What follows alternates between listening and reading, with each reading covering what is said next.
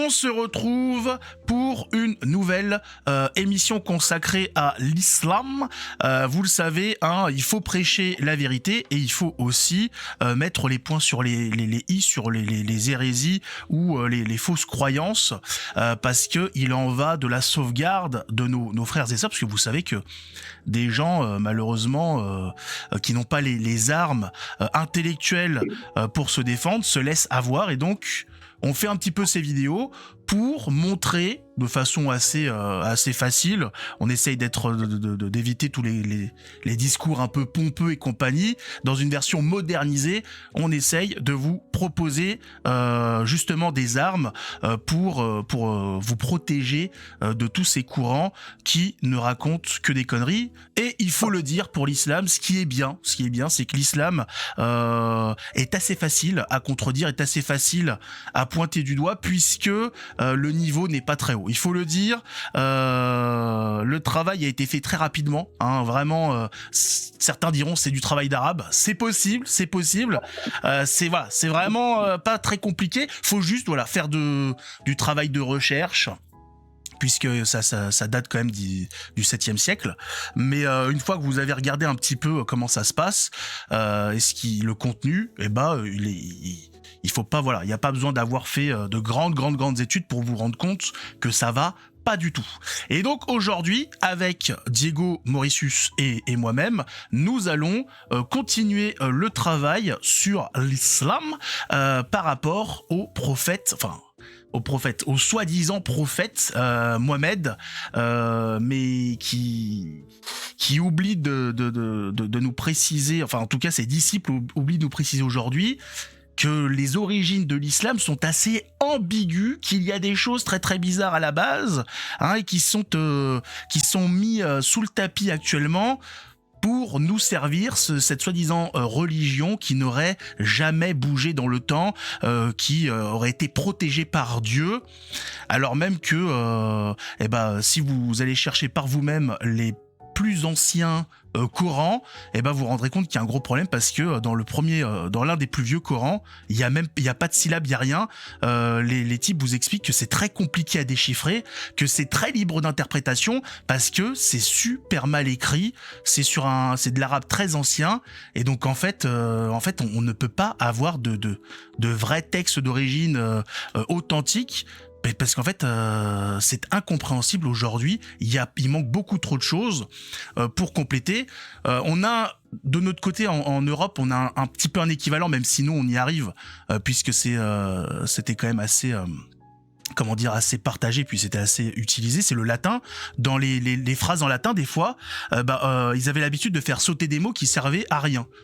Parce que dans l'expression de la phrase, on arrive à la comprendre, et donc si vous avez fait un peu de latin, vous le savez, il y a des petits mots, des déterminants ou quoi qui sautent parce qu'ils sont considérés comme inutiles, mais voilà, l'usage quotidien a fait, et surtout temporel, a fait que on arrive très facilement à remettre la logique de la phrase quand on la traduit en français, ce qui n'est pas le cas avec l'arabe de l'époque, où vraiment c'est des morceaux entiers, c'est des mots qui sont incomplets, etc.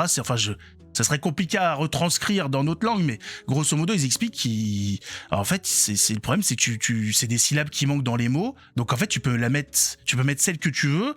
Et le problème, c'est qu'un mot peut en donner un autre. Il peut avoir 50 versions différentes selon la syllabe que tu vas choisir. C'est un vrai bordel. Alors aujourd'hui, donc, on va se concentrer d'abord sur les origines païennes de l'islam. Et oui, il faut le dire, il y a des origines païennes. On prête très souvent au catholicisme, au christianisme, des origines païennes. J'ai encore vu dernièrement des gens nous dire le 25 décembre, Noël, c'est d'origine païenne, c'est la fête du nouveau soleil, je sais pas quoi. Alors qu'on a déjà montré que le solstice, c'est le 20, c'est pas le 25. Et quand on regarde dans les archives, quand on regarde les trucs qu'on a de l'époque, il y a rien qui était fêté le 25. Voilà, il y a pu avoir des fêtes le 25 qui étaient liées à un calendrier, qui est par un hasard du calendrier, mais une fête attitrée au 25 décembre, 24 au soir, 25, il n'y en avait pas. Donc c'est intéressant quand même de voir tout le monde pointer du doigt le catholicisme comme étant, une religion qui a tout pris aux païens, qui n'a rien fait, dirons-nous. Alors que c'est plutôt les autres qu'il faudrait pointer du doigt, là où on nous dit que les autres sont authentiques, elles ont tout révélé, compagnie. Et vous allez le voir, c'est quelque chose d'intéressant. Alors Mauritius, est-ce que tu peux nous en dire plus ? Alors oui, effectivement, il y a des contemporains de l'époque des musulmans, comme par exemple Jean de Damasque, qui est assez connu, c'est un chroniqueur chrétien de cette époque-là, qui a écrit un livre sur les hérésies. C'est un théologien du 8e siècle qui a vécu durant les premiers temps du califat des Omeyyades, donc c'est le premier grand califat, hein, faut connaître ça, qui témoigne avec précision de des croyances d'origine de la religion des Ismaélites, et plus particulièrement celle de Mohammed. Donc ils n'étaient pas au début complètement musulmans, hein. On parlait pas du mot islam, de musulmans. Par contre, on parlait de gens qui étaient fidèles à Mahomet, donc on parlait de Mahométans. La religion païenne, elle est assez souvent montrée en fait à la Mecque avant l'islam. La Mecque était un centre religieux polythéiste, hein, du 6e au 7e siècle, à l'époque de Mahomet, ce qui a occasionné sa colère d'ailleurs, et puis beaucoup des actes d'exaction et de revanche qui ont eu lieu face aux tribus qui ne voulaient pas se soumettre. Allah, c'était déjà une des divinités qui était reconnue, notamment comme un des dieux suprêmes, créateurs, distants, mais peu actifs dans la vie quotidienne.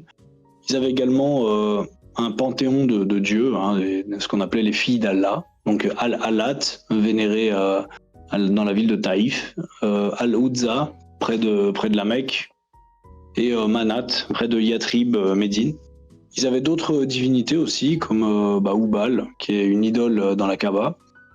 Il faut savoir qu'ils avaient déjà cette pierre qui s'appelait la Kaaba, qui abritait 360 idoles. Donc c'était une sorte de panthéon proto-arabe en fait, qui était présent dans cette région-là.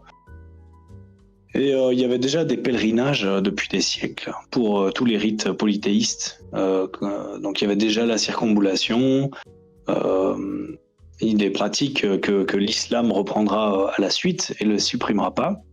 Alors, il faut quand même savoir que par rapport à cette vénération d'idoles, elle a été transformée, c'est-à-dire que la Kaaba, de devenir un repère de démons, est devenue la pierre sur laquelle Abraham aurait attaché son chameau, ou bien l'endroit où Abraham aurait enfanté avec Agar Ismaël. Voilà.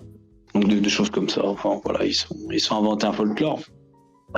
Alors les Mecquois n'étaient pas des gens athées, hein, ils croyaient en Allah comme un créateur. C'était quand même des gens qui avaient cette volonté-là. C'était des gens très religieux. Ils invoquaient des intercesseurs, notamment des esprits célestes qu'on appelait des anges aussi, et des déesses pour pouvoir se rapprocher de lui. Donc ils étaient déjà presque, on pourrait dire, mûrs pour le monothéisme. Alors, oui, Mauritius, comme tu viens de dire, effectivement, Jean de Damas, né vers 675, c'est un théologien chrétien et aussi un haut fonctionnaire dans l'administration des Omeyyades.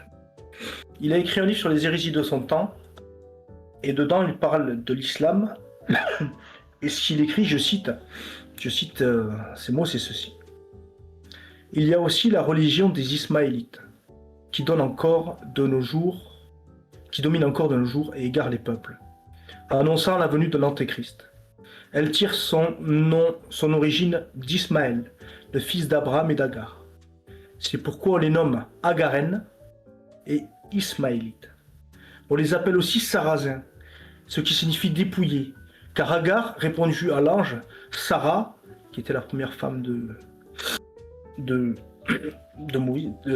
d'Abraham, m'a renvoyé dépouillé. Ils étaient donc idolâtres, ils adoraient l'étoile du matin et Aphrodite, qu'ils appelaient précisément Hal-Sabi dans leur langue, ce qui veut dire grandeur, jusqu'à l'époque des Rachidoun, où ils ont ouvertement pratiqué l'idolâtrie.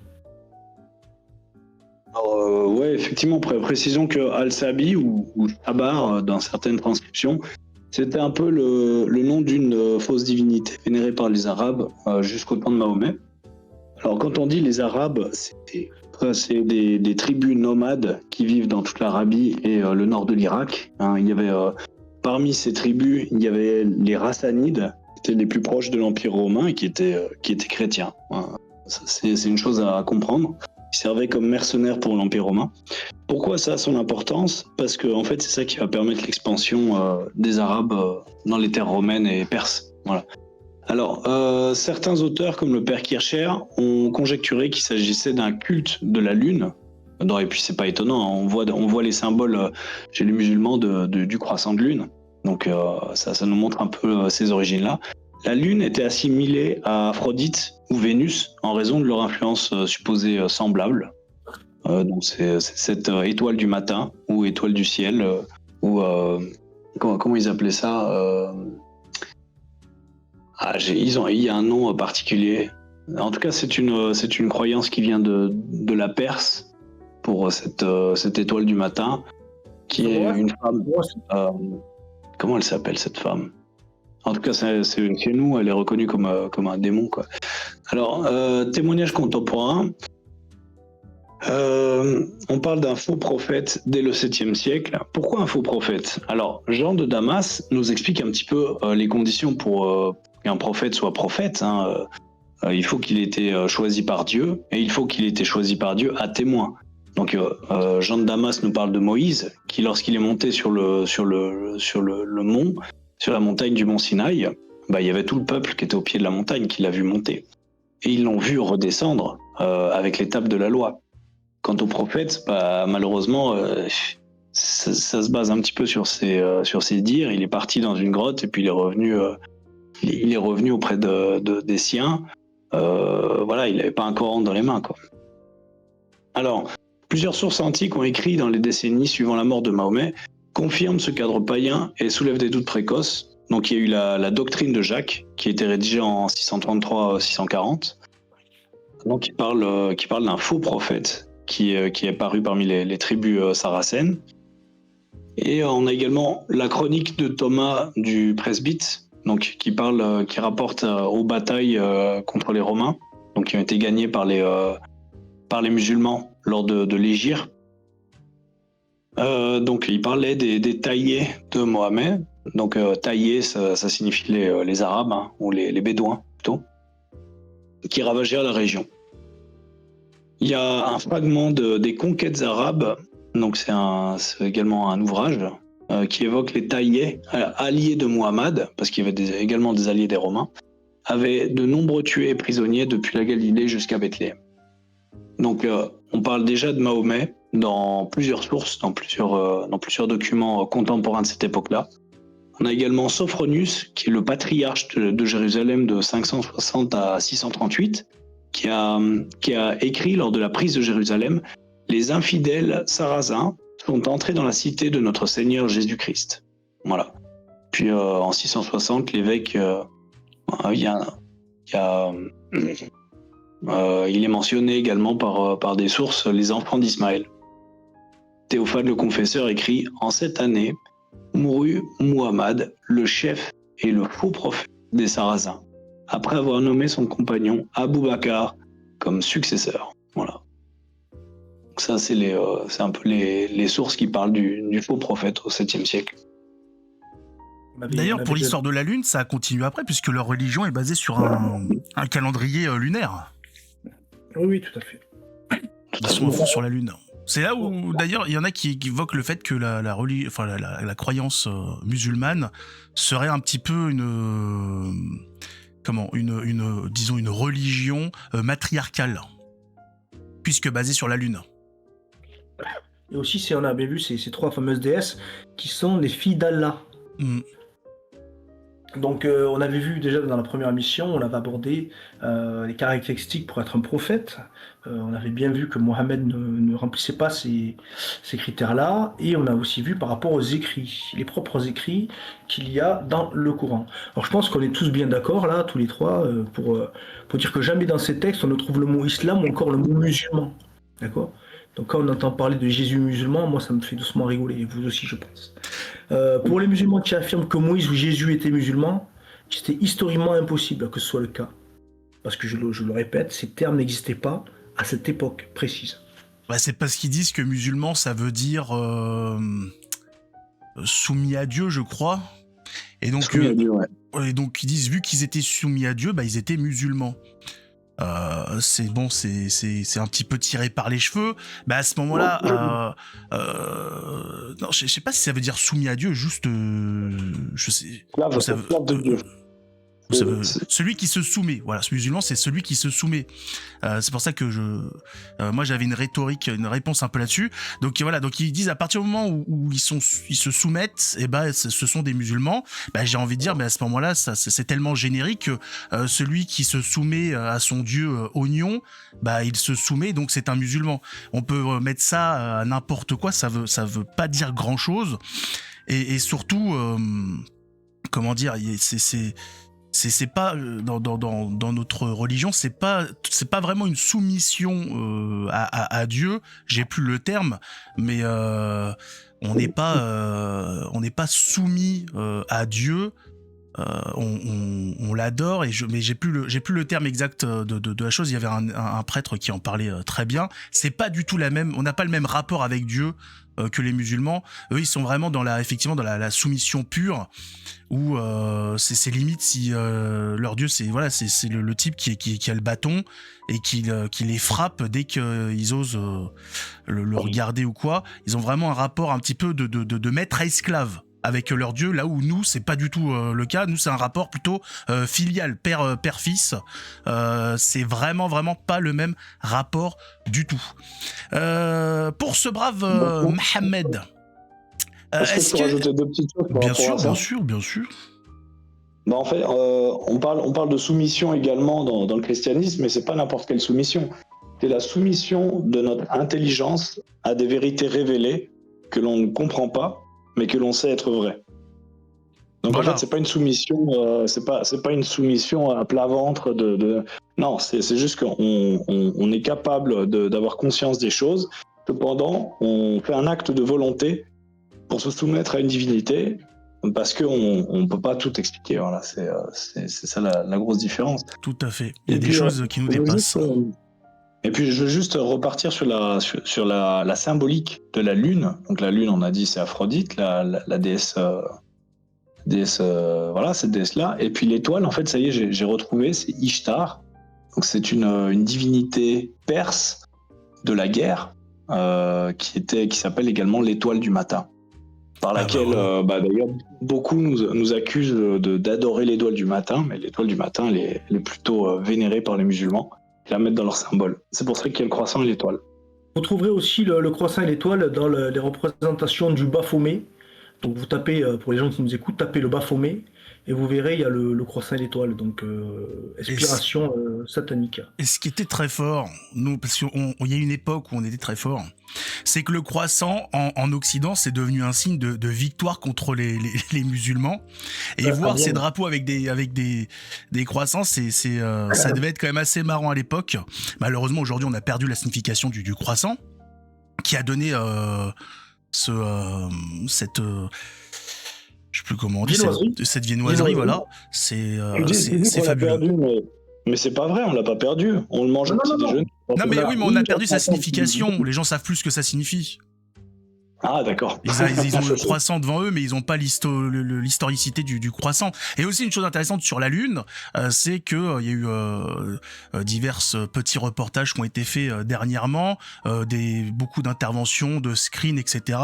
Nos jeunes de cité islamisés aiment beaucoup aussi les lunes de transsexuels. Ils aiment beaucoup s'y frotter. Mais le prophète a eu quelques histoires palpitantes aussi.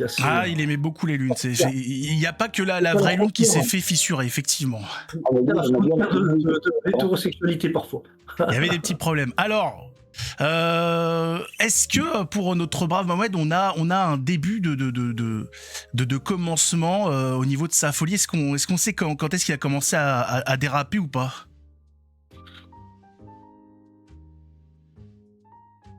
Mauritius. Ah pardon. Alors oui, effectivement, Attends. Par rapport à. C'est par rapport à Jean de Damas. Les révélations. Ces révélations, ce brave Mohamed. Ouais. Est-ce qu'il avait des révélations? Oui. Alors Jean de Damas nous en parle un petit peu. Il disait comment est-ce que l'écriture a-t-elle été révélée à votre prophète Mahomet? C'est-à-dire que la manière que Jean de Damas avait de parler de cette hérésie, c'est en posant des questions. Donc il a posé des questions assez intéressantes par rapport à notamment le fait que c'est un vrai prophète ou un faux prophète. Et eux répondent, c'est pendant son sommeil que l'écriture est descendue sur lui. Donc cette affirmation n'est pas une invention chrétienne, elle a été confirmée par des sources islamiques des plus fiables. Et donc à ça répond Jean de Damas, voilà, comment est-ce que vous pouvez nier Jésus-Christ?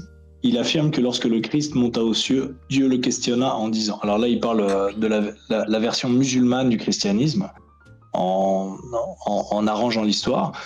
Et selon les musulmans, Jésus, en montant au ciel avec son Père, a reçu cette injonction de son Père, donc Dieu Tout-Puissant. « Ô Jésus, aurais-tu dit devant les hommes, je suis fils de Dieu et Dieu ?» Et Jésus répondit, « Aie pitié de moi, Seigneur, tu sais que je ne me vanterai pas d'être ton serviteur, et que je ne leur ai pas dit cela. Mais les hommes qui se sont égarés ont écrit, comme si à cette époque-là on avait déjà la Bible, que c'est ainsi que j'ai parlé. Et ils disent des mensonges à mon sujet, et ils se sont trompés. Et ils disent que Dieu lui a répondu, je savais bien que tu ne dirais pas de telles choses. » Mais, enfin voilà, c'est assez affligeant. Comme si, on Dieu... sait que chacun bricoler des choses pour... Voilà, non, mais comme si Dieu était un menteur, comme si Jésus était un faux témoin. Au niveau du Talmud, avec des trucs en contestation de notre Seigneur et la Vierge Marie. Donc là, pour le coup, pour ces révélations qui viendraient pendant son sommeil, la personne la plus à même à en parler, c'est cette fameuse épouse de Mohammed, qui s'appelait Aïcha, vous savez, la petite épouse, sa préférée qu'il épousa à l'âge de 6 ans. Donc elle déclare dans le Sahih al-Bukhari, le commencement de l'inspiration divine de l'apôtre d'Allah était sous la forme de vrais rêves dans son sommeil. Il n'a jamais eu un rêve qui ne se soit réalisé. Clair comme la lumière du jour. Et Mohammed lui-même disait, l'inspiration divine ne m'est jamais venue pendant que j'étais sous la couverture d'une femme parmi vous, sauf celle d'Aïcha. D'accord. Alors, attends. Est-ce que tu es sûr de ce que tu racontes, alors? Ah ben c'est Mohamed lui-même qui explique. Et d'ailleurs c'est marrant parce qu'il nous explique la couverture d'une femme parmi vous. C'est-à-dire qu'ils dormaient tous ensemble, ça devait être une espèce de zad, un camp de hippies. C'est les dires de Mohamed lui-même. Bon, tout va bien, j'ai envie de dire. Ça va. Donc alors qu'il se trouvait avec sa femme... sa femme, effectivement, il faut préciser quand même que malgré ce que peuvent dire nos amis musulmans aujourd'hui, c'était une enfant, parce qu'on nous dit oui, non, mais à l'époque on comptait pas les dizaines. On dit alors à ce moment-là, ça veut dire que quand il est marqué dans le Coran que le prophète est mort à 58 ans, je crois, il serait mort à quoi, 158 ans. On dit mais c'est bizarre votre histoire. Et puis quand on va voir les écoles islamique, il y a 4 écoles dans l'islam sunnite qui viennent expliquer, qui viennent apporter le contexte des versets coraniques. Eux, ils se sont mis d'accord, ils sont clairs et nets. Aïcha avait bien 6 ans lors du mariage avec le prophète et 9 ans lors de la consommation du mariage. Mais ils nous disent tout va bien, elle était très mature, elle savait ranger sa chambre et compagnie, donc c'était super. Voilà, donc ça fait rire quand on voit ces gens s'offusquer, parce qu'on connaît la pointance entre les musulmans et la gauche, nos amis musulmans qui s'offusquent en Occident des scandales pédocriminels, quand on sait que la personne qu'ils doivent suivre, leur modèle sur Terre, est un pédocriminel. C'est assez marrant de le voir. Donc ils osent comparer, ils osent comparer les patriarches au Christ ou encore même à un prophète, le plus grand des prophètes. Il y a un petit problème de leur part quand on arrive à mettre sur un même pied. Pas vraiment, ils mettent toujours un petit peu Jésus au-dessus, mais ils nous disent Mohamed, Abraham, Moïse, Jésus, c'est pareil. En nous expliquant que dans l'Ancien Testament, il y a des mariages avec des personnes plus ou moins âgées, plus ou moins jeunes, mais sauf que nous, notre modèle, en tant que chrétiens, c'est Jésus. Ce qu'ont fait les patriarches avant, c'est leur souci, c'est leur problème, c'était leur époque, ce ne sont pas des dogmes. Ce qu'ont fait de leur vie Abraham, Moïse, Élie et compagnie, c'est une chose. Ce qu'ils nous ont retranscrit de Dieu, c'en est une autre. Ils sont pas venus en nous disant faut vous torcher le cul comme ça, il va falloir rentrer avec telle jambe comme ça, il va falloir faire ça à vos femmes et compagnie. Nous, ce qu'on retient d'eux, c'est ce qui leur a été légué, dirons-nous, ce qui leur a été transmis par Dieu. Et celui vraiment qui est notre modèle sur terre, c'est Jésus, qui n'a jamais péché tout le long de sa vie sur terre et de toute façon tout le long de sa vie tout court. Donc il n'y a pas de comparaison possible. On peut pas mettre au même niveau Jésus, qui même dans l'islam est soi-disant le préféré de Dieu, qui est irréprochable, et pour nous expliquer qu'ensuite la mise à jour c'est Mohamed qui se fait un harem, qui baise tout ce qui bouge, qui boit de la pisse de Chamel et qui fornique avec une gamine de 9 ans. Les gars, la publicité est pas bonne là. Il y a un problème sur le concept. Le produit, il est complètement raté. Et puis, si on peut juste rajouter une chose, c'est que en fait, tous les prophètes avant Jésus ont annoncé sa venue. C'est-à-dire qu'ils ont annoncé la venue non pas d'un autre prophète, mais bien du Fils de Dieu, du Rédempteur, du Consolateur, de celui en fait qui enlèverait le péché du monde. C'est annoncé dans Isaïe. C'est annoncé, il est venu parmi nous.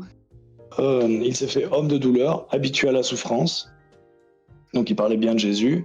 Et toi, Judas, tu n'es pas la moindre et toi, Bethléem, tu n'es pas la moindre des villes, car de toi naîtra le Sauveur, c'est-à-dire le Sauveur. Et qui peut être le Sauveur à part Dieu lui-même?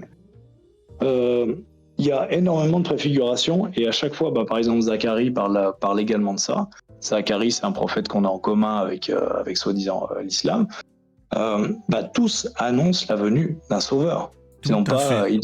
Et puis justement, après la révélation, il est bien expliqué que se lèveront des antichrists, des gens qui vont vous prétendre que Jésus est là, que Dieu est ci, que Dieu est ça, qu'ils soient anathèmes. De même, si même l'un d'entre nous se levait, même un ange du Seigneur descendait du ciel avec un autre évangile que celui que je vous ai donné, qu'il soit anathème. Voilà. Tu fais bien de le préciser, ça, Mauritius, parce que pour le coup, c'est important, on en avait parlé de la première émission, il faut vraiment marteler ça aussi, pour que les gens comprennent bien. Et pareil pour des choses qu'a fait Jésus ou qu'il a dites, il y a des choses qui ont été dites et faites dans l'accomplissement de ces prophéties. Par exemple, il y a beaucoup de gens qui comprennent pas quand Jésus dit sur la croix Père, pourquoi m'as-tu abandonné? Mais ça, c'est lié à l'Ancien Testament. C'est là où c'est important, c'est pour ça aussi d'avoir quelqu'un qui a fait de la théologie, un prêtre, un abbé, etc. Parce que ça vous évite d'avoir de la libre interprétation et ne pas comprendre. Quand vous avez les bonnes références, vous apprenez qu'en fait ce qu'il dit, c'est l'accomplissement d'une prophétie annoncée dans l'Ancien Testament. Exact, ouais. Voilà, c'est pas dit comme ça, c'est parce que c'est utilisé des fois par les musulmans ou d'autres pour dire c'est bizarre quand même. Père, c'est Dieu, il dit qu'il l'a abandonné. Ça veut dire qu'en fait il se fait crucifier alors que c'était pas prévu, je sais pas quoi, il le sauve pas. Non, mais les gars, ça c'est l'accomplissement de ce qui avait été annoncé. C'est comme la crucifixion. On dit oui, non mais si c'était Dieu, il aurait pu. Hein. Mais il est venu accomplir ce qu'il avait annoncé. Et il est pas assez. Ça serait complètement ridicule qu'il annonce des choses pour pas que ça s'accomplisse ensuite. Et il faut avoir une certaine logique. Je vous invite à trouver, je sais plus où c'est. Vous avez une image avec c'est plutôt je sais plus comment on appelle ça. C'est pas un tableau, c'est le truc avec les courbes, avec une courbe montante et horizontale. Et en fait, vous avez en bas des versets bibliques, des références à des versets bibliques de l'Ancien et du Nouveau Testament, et vous avez des lignes qui les rattachent. Et vous voyez tous les liens qu'il y a entre le Nouveau et l'Ancien, tous les... comment dire tous les je sais pas comment expliquer le truc, ça fait longtemps que je l'ai pas vu, mais gros modo, La suite, ça s'entrecroise. c'est toutes les références qu'il y a entre les deux, toutes les connexions qu'il y a entre les deux, et c'est vraiment la continuité, on a vraiment la suite. Pour ceux qui me disent oui, non mais le Nouveau Testament, ça a été trafiqué et compagnie, bah quand vous regardez en fait, non, c'est vraiment la continuité. Il y a vraiment c'est très, comment dire, ça fait beaucoup référence à l'ancien, ça s'appuie beaucoup sur l'ancien. Et ça aussi fait des liens avec des choses qui ont été annoncées, qui ont été prophétisées, qui s'accomplissent. On le voit dans le Nouveau Testament, dans la venue de Jésus. On en était où ? On a vu sur cette histoire de couverture et compagnie, notre ami et puis sa femme Aïcha. Entre autres, il avait aussi, je crois il l'a pas marié. Il a reçu, il avait une concubine esclave aussi. Ça, c'est des choses aussi extraordinaires. On le verra une autre fois. On fera une partie spécifique pour vraiment Mohamed, son rapport avec les femmes. Ah et ouais, aussi avec, je pense, l'esclavagisme, parce qu'il y a quand même un rapport entre les deux. Ah, mais à ce qui paraît, c'est lui qui a mis fin à l'esclavage, à ce qui paraît. Ah, bon, je crois que ses copains n'ont pas compris, parce que jusqu'à même récemment maintenant, la civilisation arabo-musulmane a pratiqué l'esclavage du de l'arrivée, enfin même avant, mais grosso modo, si on se concentre sur l'islam, de l'arrivée de Mohamed jusqu'à maintenant en fait, parce que les pays encore aujourd'hui qui sont critiqués pour leur rapport avec on va dire avec l'ouvrier et compagnie, bah c'est dans des pays musulmans que ça pose grandement problème, avec des histoires, avec des salariés qui meurent dans des conditions atroces au travail, on leur pique leur passeport pour pas qu'ils puissent partir et compagnie. Il y a des pays très très bizarres, et à chaque fois on a un petit peu un point commun qui se rapporte à notre ami Mohamed. Alors on a des questions légitimes face à tout ça. Comment distinguer dans tout ce contexte le rêve et la révélation ? Enfin, le rêve de la révélation. Comment on fait tout ça ? Il va falloir aborder ensemble la première apparition, parce qu'il y en a eu plusieurs, des apparitions, il faut le dire. Bien évidemment, vous le savez, Allah, normalement, de ce que je sais, n'apparaît jamais directement à notre ami Mohamed. Il a un intermédiaire très bizarre, le messager d'Allah, voilà, qui au vu quand même de son travail, il devait pas travailler à la poste parce qu'il faisait pas le 35 heures, il y allait à fond quand même. Alors qu'il était, notre ami Mohamed, parti se mettre dans une grotte pour méditer, pour s'astiquer, on sait pas exactement quoi, mais enfin il avait envie d'aller dans une grotte, pourquoi pas. Ou peut-être pour faire des dessins, dessiner des bisons et tout.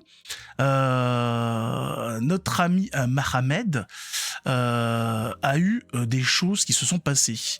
Il est venu chez sa femme à plusieurs reprises pour emporter de quoi se nourrir. Et c'est à partir de là que les choses se déroulent. Il a pas une illumination, mais il y a un contact. Il y a un contact qui s'opère avec quelque chose qui s'apparenterait. On a vu les comportements, on sait pas trop, c'est bizarre. Ça n'a pas trop ça c'est pas la chose qu'on a l'habitude de voir dans les apparitions d'anges dans l'Ancien Testament, mais il aurait vu un ange de lumière qui aurait expliqué qu'il venait de la part de Dieu et qui lui serait venu lui parler, voire même plus. On va regarder ça de plus près. Qui est-il on l'appelle le Waraka? C'est quoi? C'est de l'arabe? Non, on va aborder là pour le coup, l'apparition, c'est une phrase qui est sortie du contexte. Donc là, pour le coup, je vais vous lire ceci. Le commencement de l'inspiration divine de l'apôtre d'Allah. Ça se trouve dans la Sunan Harnasa 933. Voilà, donc tu fais référence directement au texte. Hein. Ah oui. Là, le texte va être lu entièrement mot pour mot. Là, c'est les sources musulmanes. C'est leurs écrits sur ce qui s'est passé. Prière de rester concentré, de ne pas rire, mais ça va être difficile. La révélation divine au messager d'Allah commença sous la forme de rêves prémonitoires et véridiques. Chaque rêve qu'il faisait se réalisait avec une clarté éclatante. Il se retirait en retraite dans la grotte de Hira, où il adorait Allah sans relâche pendant de nombreuses nuits. Il emportait de la nourriture pour le voyage et revenait ensuite auprès de son épouse Khadija pour se ravitailler, et ainsi de suite pour un nouveau séjour. Soudain, alors qu'il se trouvait dans la grotte de Hira, la vérité lui apparut. L'ange lui apparut et lui demanda de lire. Le prophète répondit « Mais je ne sais pas lire. » Le prophète ajouta « L'ange me saisit de force et me serra si fort que je ne pus plus le supporter. Il me relâcha ensuite et me demanda à nouveau de lire. Et je lui répondis « Je ne sais pas lire. » Sur ce, il me saisit à nouveau et me serra une seconde fois jusqu'à ce que je ne puisse plus le supporter. Il me relâcha alors et demanda encore de lire une troisième fois. Mais je répondis encore « Je ne sais pas lire. Où ? Que dois-je lire ?»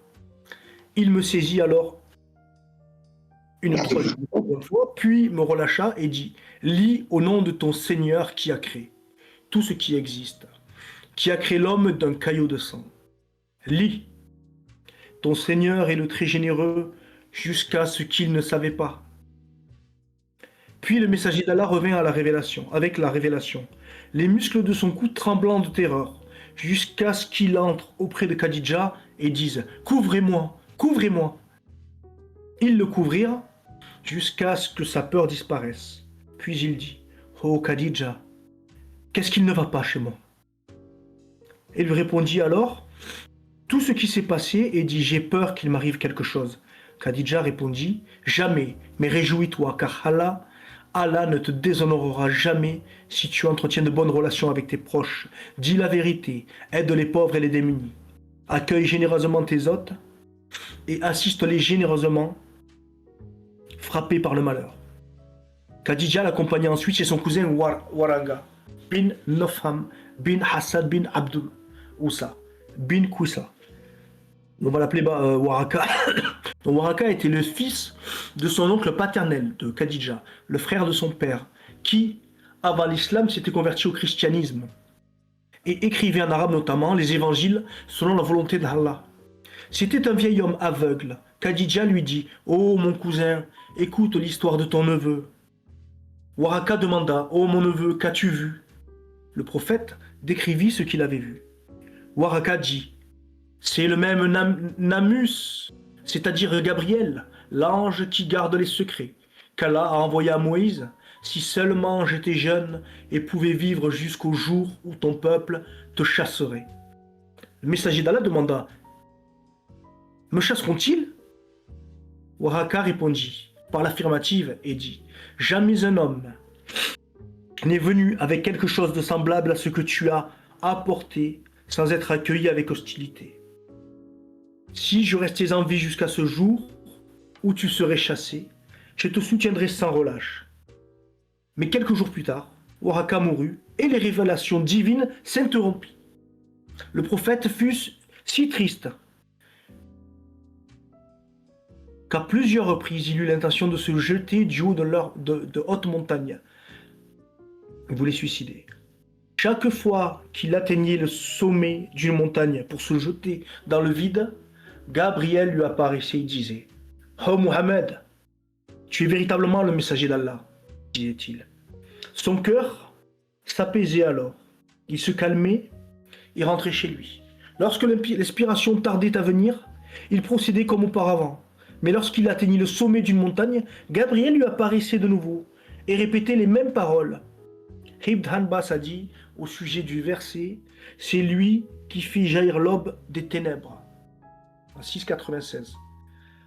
Car Hasba désigne la lumière du soleil le jour et celle de la lune la nuit. Il n'y a pas des petits problèmes de logique, d'incohérence dans ce joli texte islamique ? Un petit peu, ouais, effectivement. Mais on va voir ça en détail. Il y a des petits problèmes. Ouais, Jean de Damas écrivait encore à cette époque-là. À partir de cette époque et jusqu'à nos jours, un faux prophète du nom de Mahomet s'est levé parmi eux. On peut vraiment dire qu'il a commencé à prendre confiance, il a résisté à ses tentatives de suicide, et puis il a commencé à ramener ça auprès de son peuple. Et après avoir pris connaissance par hasard de l'Ancien et du Nouveau Testament, et fréquenté vraisemblablement un moine hérétique, il a fondé sa propre hérésie. Donc ça, c'est ce que nous dit Jean de Damas.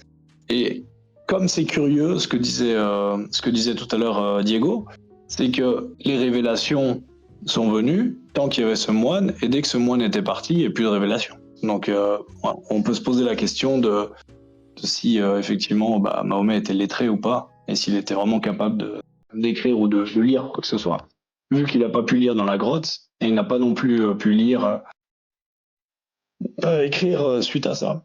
Donc on pense qu'il fait clairement allusion à Waraka ibn Nawfal, cousin chrétien de Khadija, qui est décrit dans les sources islamiques comme un homme qui connaissait les Écritures. Voilà. Il était considéré comme hérétique, très certainement un nestorien. Ça faisait partie des hérésies monophysites de l'époque qui niaient la divinité de Jésus.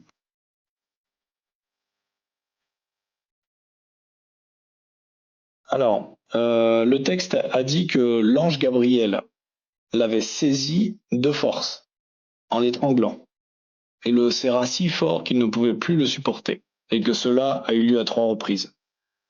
Donc, l'ange Gabriel, messager de Dieu, comment ne pouvait-il pas savoir que ce pauvre bougre de Mohamed ne savait pas lire? C'est vraiment la question. Oui, ça, Qu'est-ce qu'il voulait le faire lire? On a l'ange de Dieu qui vient, qui l'étrangle à plusieurs reprises. Donc, il devait pratiquer, je pense, le jiu-jitsu brésilien. L'ange Gabriel, à cette époque-là. Il a voulu initier Mohamed. Et derrière, il est terrorisé. Enfin, c'est hallucinant. Et surtout, un ange de Dieu qui lui dit lis. Normalement, il devrait savoir pertinemment qu'il ne sait pas lire, ce pauvre Mohamed. Donc, c'est quand même particulier. Exactement. Il aurait pu acquérir cette grâce à ce moment-là, ce don de Dieu, savoir lire. Bah oui, C'est quand parce même que les apôtres, quand ils reçoivent le Saint-Esprit, après, ils peuvent parler plusieurs langues et tout, question de pouvoir évangéliser facilement. Là, Mohamed, lui, débrouille-toi comme tu peux, quoi. Démerde-toi, on n'en a rien à faire. C'est très, très, très bizarre, effectivement. Bon, enfin, on n'est pas une incohérence près. Moi, quand je vois tout ça, c'est cette histoire d'ange qui a un comportement bizarre, cette incohérence d'aller voir Mohamed qui ne comprend pas grand-chose au vu de sa position sociale, etc. Tout ça me paraît quand même avoir un petit problème de logique et de réalisme. Dans toutes les traditions bibliques et juives, les anges commencent par « n'aie pas peur ». Effectivement, quand on regarde un petit peu les descriptions des anges, faut savoir que c'est assez impressionnant. C'est pas comme on a l'habitude d'en voir, soit des petits chérubins ou des êtres qui nous ressembleraient avec une paire d'ailes. Il y en a, c'est des anneaux d'œil avec des ailes de partout et compagnie. C'est des êtres qui effectivement à la première vue, tu t'inquiètes quand même de ce qui est en train de se passer, tu flippes un petit peu. Et ils le disent, n'aie pas peur. Et il n'y a pas d'acte violent. Je sais même pas s'il y a des contacts. La plupart du temps, il n'y a pas de contact. Ils viennent délivrer un message, ils viennent dire quelque chose, mais pas plus en fait. Là, il y a plus que contact en fait. On sait pas, ils essayent de fusionner, on sait pas ce qui se passe exactement. Mais le type se fait quasiment écraser, couper en deux.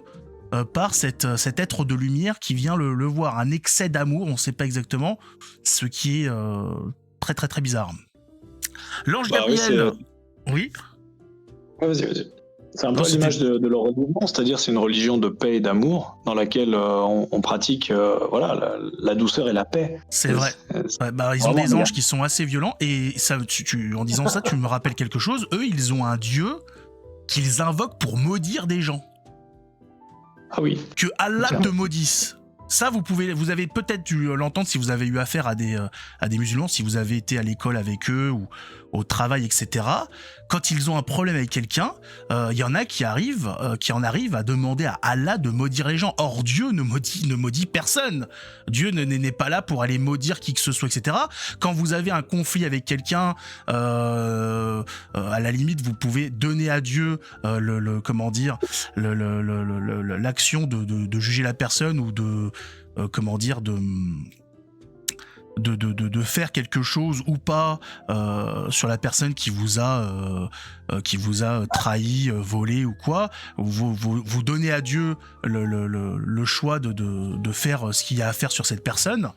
S'il doit payer quelque chose, s'il doit lui arriver quelque chose pour que ça lui serve de leçon, mais maudire les gens, enfin demander à Dieu de maudire les gens, c'est sacrément bizarre, et c'est un Dieu qui, niveau paix et amour, il y a quelques lacunes quand même. Je sais pas s'il y a un manque d'uranium ou de calcium, mais il manque quelque chose quand même quelque part.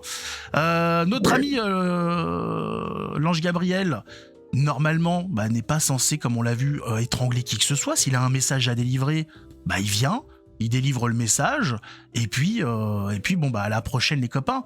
On le voit par exemple, vu qu'on s'approche de Noël, quand il y a donc la naissance de Jésus, il y a un ange qui va voir les bergers, il est pas là en train de leur faire des prises de taekwondo ou je ne sais quoi pour leur expliquer que le Messie est arrivé, qu'il faut aller le voir. Et là il vient, il leur dit, puis c'est bon, c'est réglé. Heureusement que ça se passe pas comme ça à chaque fois. La même chose avec la Sainte Vierge Marie, c'est-à-dire qu'ils ont la Sainte Vierge Marie dans leur texte, et ils parlent de l'ange Gabriel qui est venu lui transmettre l'Esprit de Dieu qui s'est fait chair. Donc non, c'est pas l'ange Gabriel qui lui a transmis quoi que ce soit. Oui. Il est venu lui annoncer que l'Esprit de Dieu se poserait sur elle, mais il l'a pas touché. Alors il est venu lui annoncer, puis un peu lui proposer aussi. Oui. Parce qu'on rappelle qu'elle avait son libre arbitre, elle aurait pu refuser. J'espère qu'il va chercher à étrangler la Sainte Vierge Marie, par contre. Voilà, j'espère qu'il n'a pas fait un triangle à la Sainte Vierge Marie, bon, ce serait un peu fâcheux. Mais dans tous les cas, ce que l'on sait, c'est que les anges n'accomplissent... Enfin, on va dire, les anges ne touchent pas les êtres humains, quoi. Donc, à ce niveau-là, l'ange Gabriel n'a pas touché la Sainte Vierge Marie. C'est pas par l'action de l'ange qu'elle est devenue mère, mais bien par l'Esprit de Dieu, donc l'Esprit Saint, qui s'est posé sur elle. Tout à fait. Ensuite, on voit un petit peu que notre cher Mohamed, il était pris d'une panique extrême. En fait, il était en PLS.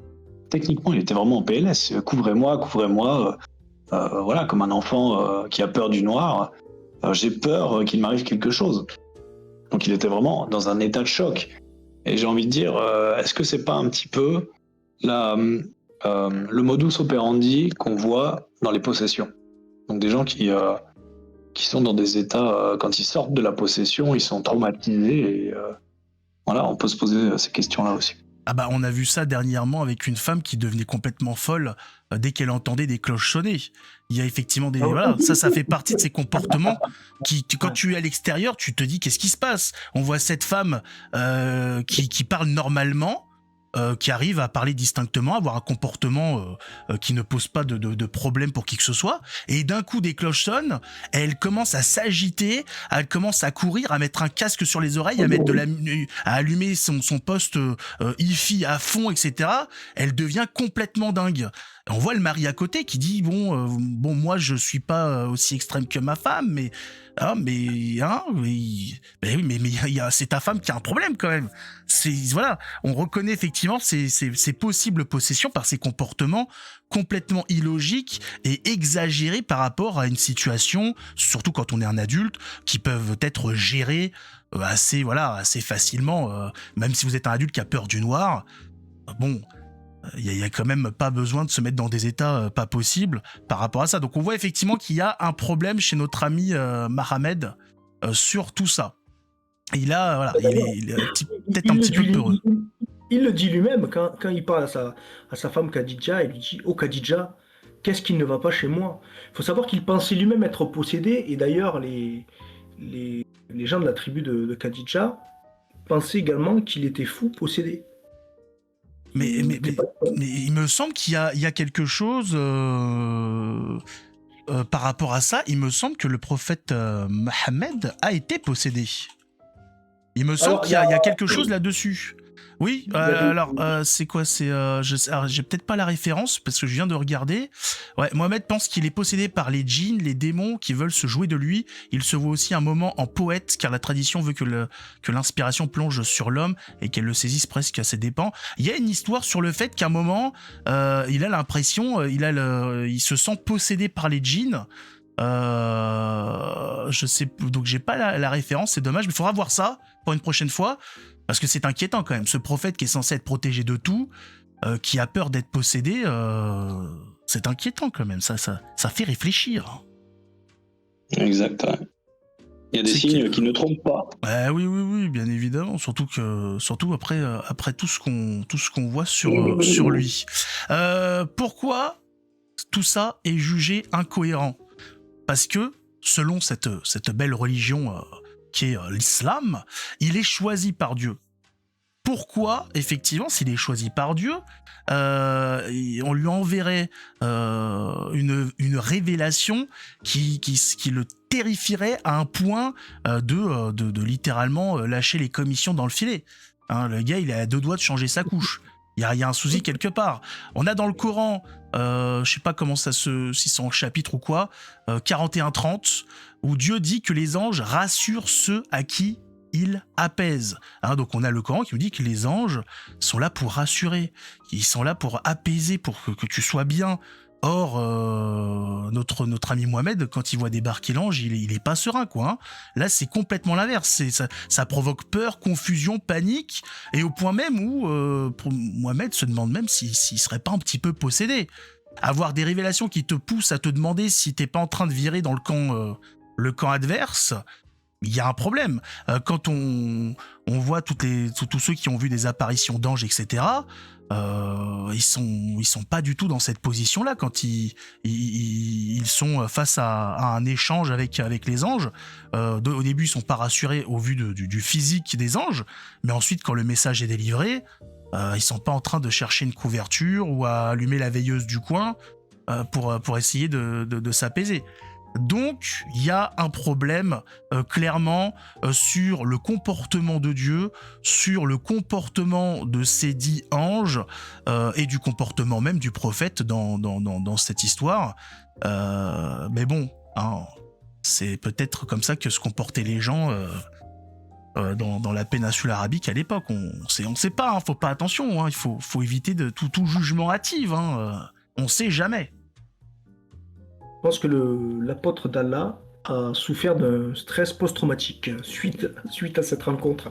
Cette rencontre magnifique, cette révélation. Ah, je pense effectivement. Mais ça, c'est la pression sociale. Hein. Ah oui. À plusieurs reprises, il tenta de se suicider, parce que si on lit le texte, on a bien compris qu'il décide de se suicider. Dans le texte, Ibn Shaq Bukhari, via le commentaire, il affirme: le prophète eut l'intention de se jeter du haut de hautes montagnes.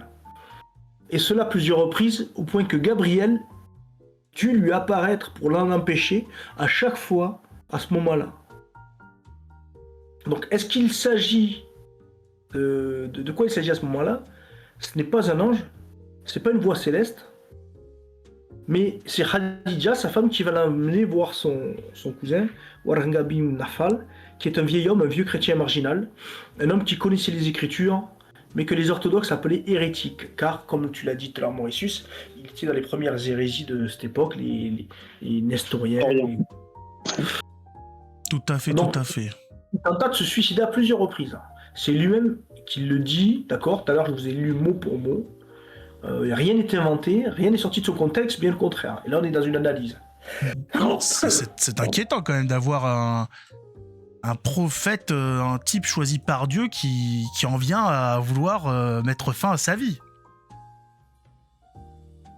C'est pas normal tout ça. Est-ce qu'on a un antécédent? On n'a pas d'antécédent de ce genre de choses. Prophète qui veut mettre fin à sa vie. Non. Mais, non, il y a pas, à part le plus grand des hommes, le plus grand des prophètes, Mohammed dans l'islam. Et en fait, donc, ce Waranga, qui était le fils de l'oncle paternel le frère du père de Khadija, qui était très vieux, il était sur sa fin de vie, il était aveugle, tout ça. Il lui dit donc ces mots: c'est le même Namus, c'est-à-dire Gabriel ou Djibril, l'ange gardien des secrets qu'Allah a envoyé à Moïse. Si seulement j'étais jeune et pouvais vivre jusqu'au jour où ton peuple te chasserait. Alors là, c'est particulier aussi, te chasserait, d'accord. Mais là, Mahomet, il n'est pas très sûr, il doute, lui. Il craint parce que lui, il se pensait possédé et maudit. Ah se oui. pensait possédé et maudit. Mais, Il mais... redoutait, à chaque nouvelle visite, il redoutait de voir l'archange Gabriel lui Mais apparaître. c'est incroyable cette histoire de se faire chasser. C'est fou. Bah non. Non? Bah, je trouve pas ça si fou que ça. C'est-à-dire que le vieux, soit il était aussi cinglé que son neveu dans ses croyances, mais je pense que les Nestoriens, c'était quand même des gens qui étaient relativement chrétiens et qui savaient que des fumisteries pareilles seraient pas du tout reçues par le peuple. Alors peut-être que le vieux, il était en train de troller Mohamed en se disant j'aimerais bien voir le jour où tu vas te faire rejeter par le peuple parce qu'il va pouvoir prendre les pop-corn. Tu vas te faire Voilà. Et puis il y a aussi ce point commun qui montre que bah voilà, dès que le vieux est mort, bah bizarrement il n'y a plus de révélation. Donc c'est quand même dommage. Est-ce que ces révélations-là n'étaient pas est-ce que l'enseignement de ce vieux Ibn Naufal n'était pas justement la source de ces révélations? Ah. Et la source écrite de ce Coran, cet homme aveugle, que l'on dit aveugle mais qui était lettré et qui écrivait en proto-arabe, c'est-à-dire en araméen, bah voilà, on peut se poser les bonnes questions. On peut se les poser effectivement. Sans Waraka, tu vois, d'un seul coup on se dit qu'il y a une bascule. Une période que les musulmans appellent le Fatrat al-Wahi, l'interruption de la révélation, parce que sans Waraka, il n'y a plus de sens, donc sans le vieux, il n'y a plus de sens, et puis sans interprète, c'est-à-dire sans Mohamed qui peut interpréter tout ce qui lui a été dit, bah, il n'y a plus de prophétie. Voilà. Tout à fait. Et il faut le savoir, les premiers siècles après l'islam, il y a plusieurs Corans. Que ça plaise ou pas à nos copains musulmans, il y a une histoire par rapport à l'un des je sais pas comment on appelle ça, des disciples, l'un des amis du prophète. Il y avait donc sur tous les compagnons du prophète, ils avaient tous fait un Coran différent qui a été unifié par des califats ensuite, où ils en ont choisi un, tout le reste a été brûlé. Mais je crois qu'il y avait une trentaine, un truc comme ça. On a retrouvé une trentaine de Corans différents, ce qui montre bien que cette histoire de Coran descendu du ciel protégé par Allah ne va pas du tout. Le plus fou dans tout ça, c'est qu'il a eu envie à plusieurs reprises de se suicider. Notre ami Mohamed a des gros problèmes comment dire, avec lui-même, peut-être la charge mentale. On sait pas exactement. Est-ce que Aïcha lui avait demandé de participer aux tâches ménagères? On sait pas comment ça s'est passé, mais le gars a été poussé au suicide assez souvent, ce qui est déjà à l'époque, c'est pas très normal parce qu'au vu de Ouais, il y a vie quand même. Poussé au suicide, pourquoi? Parce que si on comprend le texte, si on étudie ce texte et qu'on l'analyse, on comprend, comme le disait tout à l'heure Mauritius, quand les révélations Waranga mourut, il n'y avait plus de sens, il n'y avait plus de prophétie, donc il était un peu emmerdé. Ça allait être compliqué pour lui, là. De pouvoir, mais de là à vouloir se suicider, c'est pas le premier escroc qui débarquait. Mais peut-être qu'il était effectivement désemparé. Peut-être qu'il s'est senti dépassé par ce qui se passait. Et le gars, effectivement, peut-être était désemparé. Il s'est dit, c'est fini pour moi. Heureusement pour lui, ses copains étaient pas très malins, donc ça va. Il a eu de la chance. Puis il devait avoir un sacré savoir-faire social, parce qu'il a quand même réussi à convaincre beaucoup de gens, malgré ses contradictions permanentes. Malgré le fait également qu'il ait utilisé son statut d'homme saint, en fait, parce qu'à un moment donné, les gens l'ont considéré comme il en sait plus que nous. Ils disaient, prophète, voilà. Ah, mais il était dans le commerce, hein. Il était dans le commerce et il était un très très bon commercial, d'ailleurs, à tel point qu'à un moment donné, il a dit à son meilleur ami, Allah Tout-Puissant te demande de divorcer avec ta femme. Si tu es prophète, alors je vais divorcer avec ma femme. Moi, je pense... 2 semaines plus tard, il arrive et puis dit Allah m'a demandé de me marier avec ta femme. Et puis, vas-y. Et vas-y. Mais moi, je pense à la base, au vu de ce qui est proposé, je pense à la base, il devait faire commerce de la piste de Chamel. Ça devait pas marcher beaucoup. Et il a inventé tout un truc autour, et ça l'a dépassé en fait.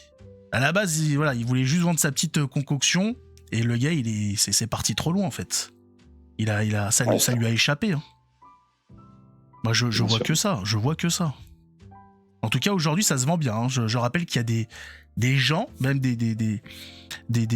nos amis, comment dire, musulmans qui sont nés, qui ont été élevés dans des pays occidentaux, qui vont des fois faire leur pèlerinage, je sais pas quoi, qui vont dans des pays musulmans et qui tentent, en sachant que c'est pas terrible, qui tentent quand même de boire cette pisse de chamel. Donc le commerce fonctionne encore aujourd'hui. Des types vont dans des pays, vont faire du tourisme et vont boire de la pisse de chamel parce que soi-disant ça soignerait tout. Pourquoi pas hein, c'est possible, on sait jamais. Hein. Va falloir creuser la question là-dessus. On en est où dans cette histoire C'est à toi, Diego. Oui, en fait, Théophane le Confesseur, il écrivait qu'il était tellement effrayé par ceux qui l'appelaient Gabriel, qu'il songea de se jeter du haut de la montagne, également du fait de perdre les révélations de Waranga. Alors, contrairement aux prophètes bibliques, elle est vraie, Moïse, lui, il n'hésita pas, il ne voulait pas mourir, il ne voulait pas sauter la vie. Élie, qui lui était épuisé, mais Dieu lui envoya un ange avec du pain. Jean le Baptiste est en prison, mais il envoya demander: es-tu celui qui doit venir? Ils ont lutté, ils n'étaient pas dans des trucs à vouloir se faire sauter la carafe. Mais bien évidemment, mais les gens normalement, enfin tout le monde est heureux, heureux en tout cas, respecte, remercie Dieu pour la vie donnée. Hein, c'est d'ailleurs un don, la vie. Donc vouloir y mettre fin, c'est quand même insulter Dieu, c'est quand même pas très respectueux, on trouve ça incroyable. Mais lui, notre ami Mohamed, c'était lui contrairement aux autres, lui c'est la tremblote, transpiration, c'est effondrement émotionnel. On a l'impression qu'il est dans son cycle menstruel, l'œstrogène redescend, il est en crise. Jusqu'au point de se voir se sauter la vie, se suicider. Il faut quand même comprendre, parce qu'aujourd'hui on a une notion de la vie qui est toute relative. Aujourd'hui on tue des gamins à naître, on en est même en France à tuer aussi des personnes âgées avec l'euthanasie. Aujourd'hui on a un aspect à la vie qui est la vie c'est pas quelque chose d'incroyable, on vit, on meurt, on est dans une époque très nihiliste. Donc on n'a pas cet aspect. À l'époque quand même, faut se dire, la vie c'est quelque chose, les gens se battent pour vivre. On essaye de lutter contre les famines, contre le climat, ou si on a du gel tardif, on aura des problèmes pour l'agriculture. On essaye d'avoir du bétail. On s'emmerde du matin au soir pour survivre. Et on a un type qui est soi-disant choisi par Dieu, qui envisage de se suicider. On dit, mais il y a un gros problème, il y a un gros souci dans ce récit. Il y a un gros problème. Alors, face à tout ça, est-ce que on a le signe d'une rencontre divine, justement, quand on voit tout ça, quand on voit toute la conséquence de cet échange, de cette rencontre entre l'élu de Dieu, dirons-nous, et son messager. Est-ce qu'on est sur un signe d'une rencontre divine, ou est-ce qu'on est plutôt sur quelque chose qui serait soit on peut dire une crise profonde, une rencontre satanique. Est-ce que justement tout ça, c'était pas son cerveau qui était un petit peu en dissonance cognitive, en se disant ça doit être une rencontre divine, mais ce que je suis en train de faire, mais ça n'a rien. Peut-être qu'il était en lutte contre lui-même, c'est-à-dire il avait quelque chose au fond de lui qui disait, non mais là t'es en train de te faire avoir, mon copain. Là l'autre il t'a dit qu'il était l'ange de Dieu, mais en fait je crois qu'on est en train de se foutre de ma gueule. Peut-être qu'il y a eu un combat intérieur chez Momo, il était en train de chercher la vérité, malheureusement il l'a pas trouvé, hein. Il l'a pas trouvé du tout. Et malheureusement, ça s'est confirmé avec la suite. Certaines personnes, me semble-t-il, ont expliqué que le prophète avait des problèmes de santé. Alors peut-être, voilà. Alors santé physique, santé mentale, il faut voir parce qu'aujourd'hui, vous savez que dans on va dire des personnes un petit peu critiquées par l'histoire, on trouve un petit peu tout. Dernièrement, j'ai vu par exemple sur un certain Adolf Hitler, qu'on lui, voilà, aujourd'hui la médecine nous dit qu'il avait qu'une seule testicule, qu'il avait 84 cancers, qu'il était, c'était quoi ? Il était impuissant. Enfin, voilà, on nous a fait la même aussi avec Poutine. On nous a dit, quand il y a eu le début de la guerre en Ukraine, qu'il allait bientôt mourir parce qu'il avait 8 cancers, etc.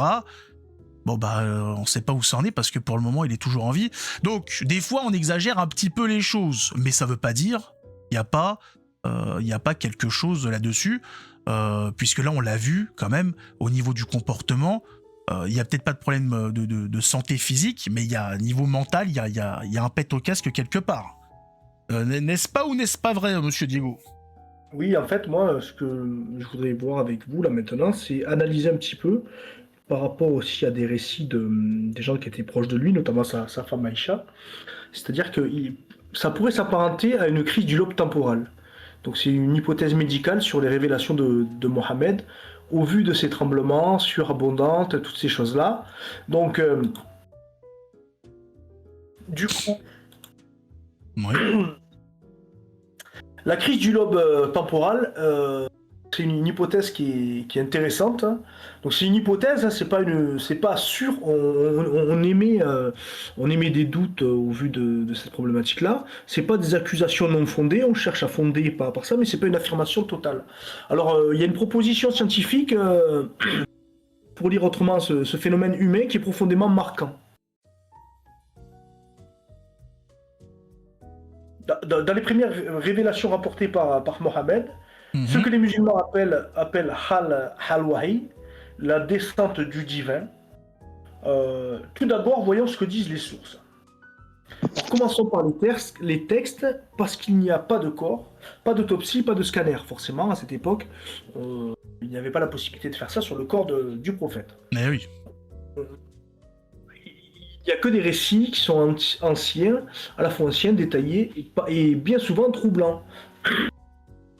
Les plus précoces, c'est la Sira d'Ibn Hashar, 8e siècle, l'histoire d'Ar-Tabari, le 9e siècle, pardon, et les Saïd al-Bukhari, qui est aussi également au 9e siècle. Et voici ce qu'ils décrivent. Donc Mohammed était un marchand respecté de la Mecque, qui était marié à Khadija d'un second mariage, qui avait une vie stable. Donc il avait une vie stable, mais il faut savoir qu'elle avait trompé son père pour se marier avec lui. Il avait 25 ans, elle en avait une quarantaine. Et il était un peu châtré parce que c'est elle qui était la maîtresse de maison, c'est elle qui avait énormément d'argent et donc des serviteurs et tout ça. Et Mohammed était, comme on dit, un commerçant, notamment de chameaux, mais plus tard on verra aussi qu'il a fait le commerce de l'esclavagisme, des esclaves, il avait énormément d'esclaves. Donc jusqu'à 40 ans, il avait une vie qui était plus ou moins stable, puis à 40 ans, tout s'est mis à changer. Donc il se retira dans la grotte de Hira, ce qu'on a vu. Donc là, une présence surgit lumineuse écrasante, et assez oppressante, on va dire, quand il se fait étrangler à 3 reprises. Cette voix commande, lui dit Igra, qui veut dire lis. Donc là, on revient sur ce qu'on a dit tout à l'heure.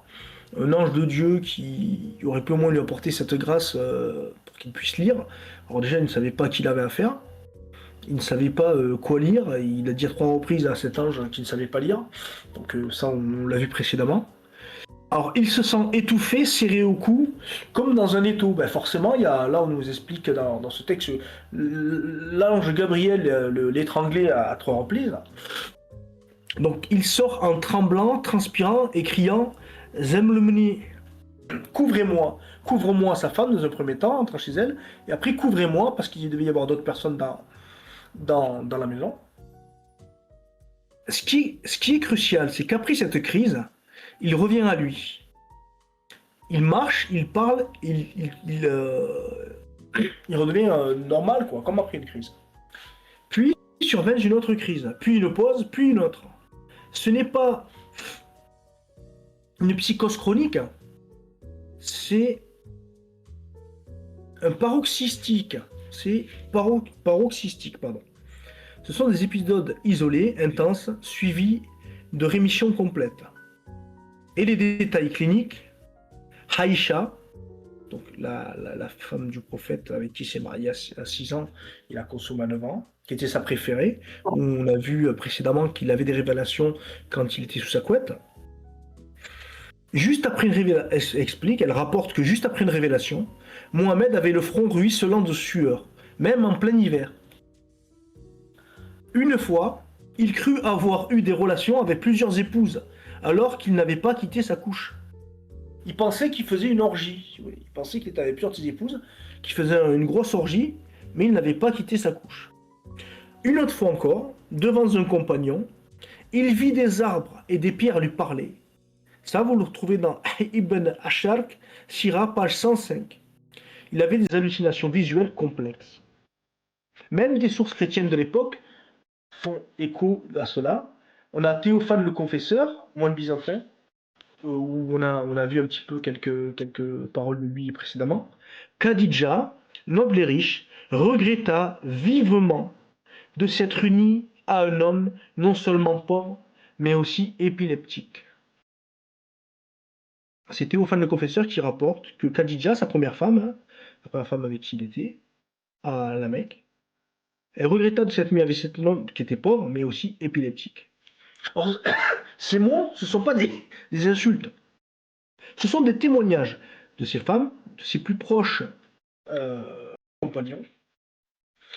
Et ce sont des faits reportés par les sources musulmanes elles-mêmes, avec franchise, pour le coup, et sans censure.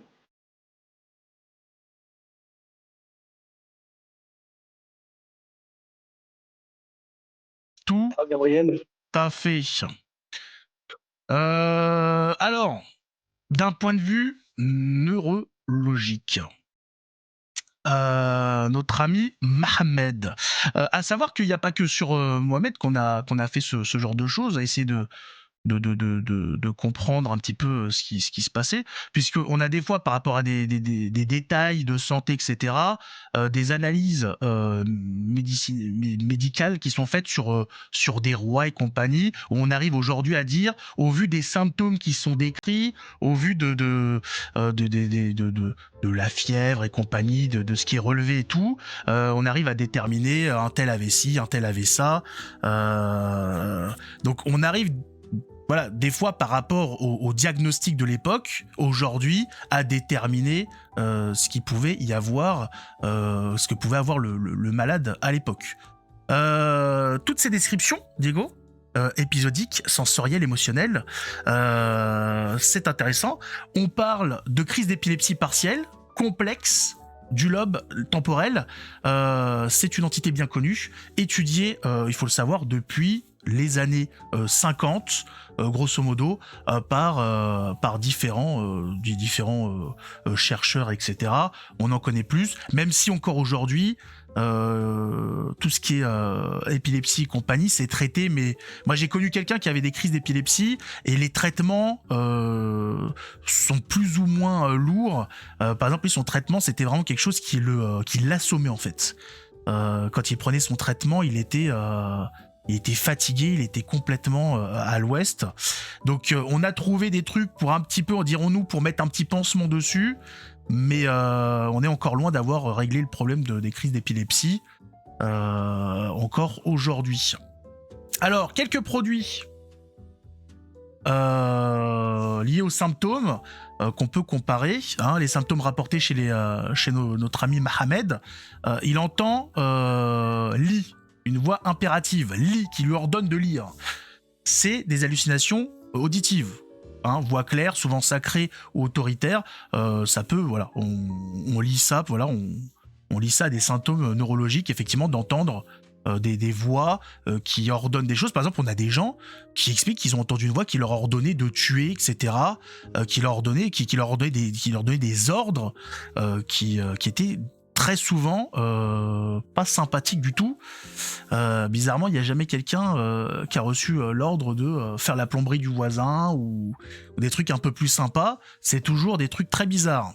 Voir des figures lumineuses. Ça, c'est apparenté aux hallucinations visuelles. Donc, on peut y voir des formes géométriques, des êtres lumineux, des écritures aussi apparaître. C'est des retours qu'on a. Donc, ça se rattache aussi à ce qu'a pu voir notre ami Mohamed. Il y a aussi eu des sensations d'étouffement, de sueur, de tremblement. Ça, vous avez pu voir aussi des gens faire ce genre de crise. Ce sont des troubles otoniques. Lié par exemple à la tachycardie qui va accompagner ça de chaleur, de nausées. C'est lié à une activation de l'amygdale. Voilà, ne me demandez pas. Alors tout ça bien évidemment concerne nos amis médecins. Mais ce qui est intéressant, c'est que toutes ces choses qui sont arrivées, qui étaient incompréhensibles à l'époque, qui ont été donc écrites, qui ont été transmises, aujourd'hui quand on les met bout à bout, nous ramène à des choses qu'aujourd'hui on voit chez des personnes qui ont des problèmes neurologiques. Et ce qui est marrant, c'est que quand on met ensemble tous ces symptômes, on tombe vraiment sur la liste, sur une liste de comportements, de choses qui arrivent à des gens qui ont des gros troubles actuellement. Donc peut-être que Mohamed avait des soucis. On va dire psychologique, neurologique et compagnie, mais ce qui va pas enlever le fait qu'il a peut-être aussi, entre autres, ça a peut-être joué, contacté, qui a été l'instrument du démon, dirons-nous, pour s'en prendre à l'expansion du christianisme qu'il y avait à travers le monde et qui a fait très bien son travail dans le Maghreb, dans le nord de l'Afrique, qui est aujourd'hui complètement soumise à l'islam, puisqu'à l'époque, après Jésus, l'entièreté de la zone, dirons-nous, on va dire sur la zone Empire romain et compagnie, on avait tout le nord de l'Afrique qui était complètement christianisé, etc. Et malheureusement, on sait ce qui s'est passé ensuite avec les expansions guerrières du prophète Mohammed, qui a complètement islamisé ces zones de façon plus ou moins rapide, plus ou moins barbare, puisqu'il y avait soit la soumission par l'épée, ou la soumission, on va dire, fiscale, où vous étiez, voilà, les mécréants sont soumis à des impôts qui les appauvrit et qui les poussent à la conversion pour s'en débarrasser. Donc voilà, différentes choses. Il y a aussi, j'ai pas évoqué, le sentiment de sortir du corps. Peut-être que Mohamed faisait des voyages astrales, on sait pas. Ça c'est aussi lié à des syndromes neurologiques, des altérations du self, des sensations de numinosité, le sentiment du sacré, du déjà vu, du jamais vu. On a tout ce qui va être terreur, extase ou paix profonde après la crise. Ça, c'est du post-ictal hyper de religiosity, phase post-critique après une émotion intense, conviction inébranlable.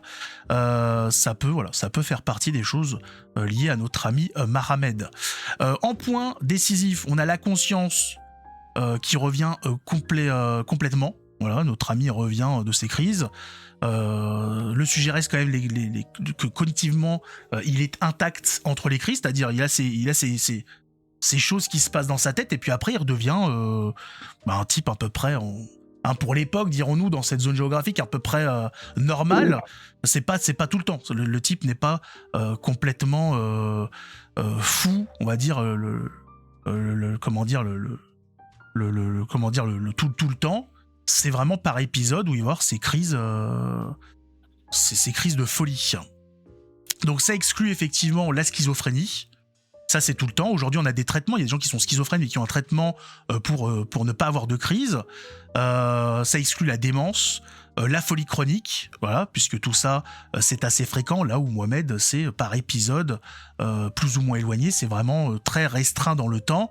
Donc tout ça est exclu, mais tout ça quand même, toutes ces crises correspondent point par point à ce que l'IRMF et l'EEG montrent aujourd'hui dans le lobe temporel médian.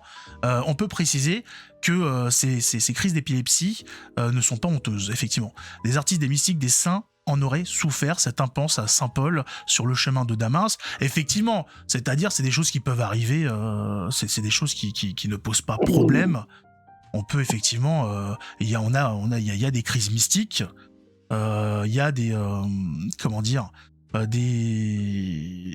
ou des crises d'épilepsie, etc. Là, c'est que quand on cumule le tout, quand on regarde l'intégralité de la chose, on voit que tout ça n'a rien de divin, bien au contraire, soit médical, soit satanique. Mais ça n'a pas donné, voilà, c'est pas une crise mystique qui a donné quelque chose d'incroyable, hein, qui aurait une crise mystique qui va nous révéler quelque chose qui va amener les gens à la dévotion, à la prière. Non, c'est des crises mystiques qui ramènent à des dingueries où le type se ramène en disant bah toi je te prends ta femme, toi t'as 6 ans mais je te prends aussi.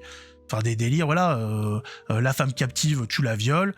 C'est des trucs qu'on dit, c'est très bas de terre, c'est très comment dire, bas du front. Voilà, c'est bas du front. Hein. Les femmes inhumaines. Voilà. Voilà. Et puis, alors on peut se poser la question, est-ce que c'est seulement neurologique ?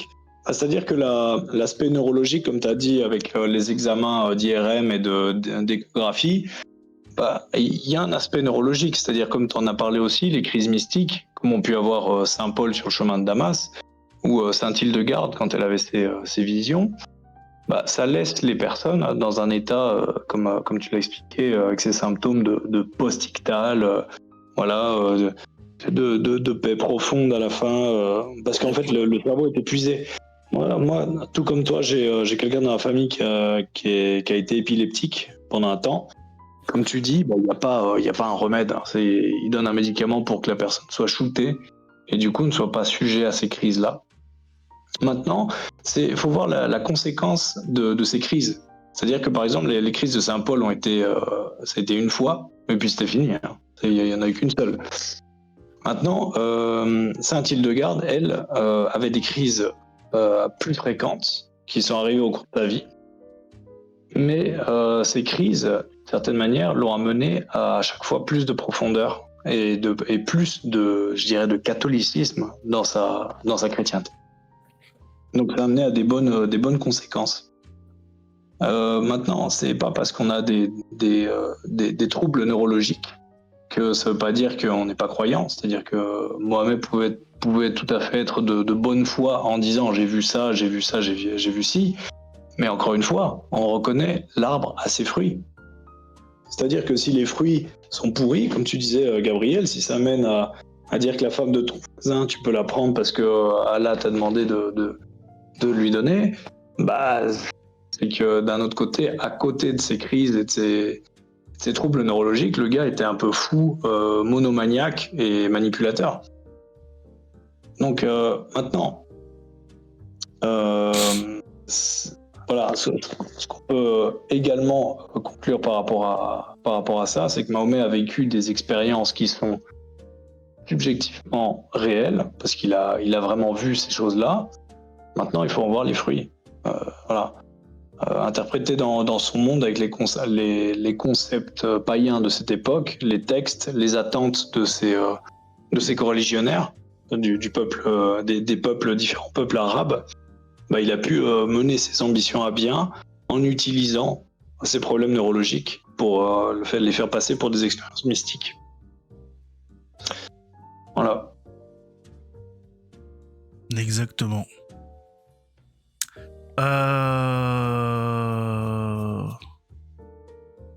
T'as un petit peu coupé. Hein. En tout cas, ce moment est déterminant. Hein. Une crise neurologique devient une vocation divine, hein, comme on l'a vu, grâce à un cadre interprétatif déjà existant dans la tradition des prophètes bibliques. C'est ce que les philosophes appellent un événement herméneutique.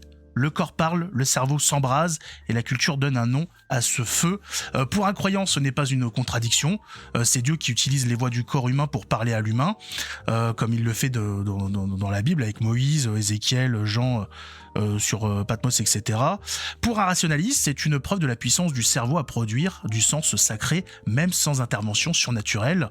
Et les deux lectures, effectivement, peuvent coexister. Elles répondent à des questions différentes. Comment? Neurologie. Pourquoi? Théologie, philosophie, éthique.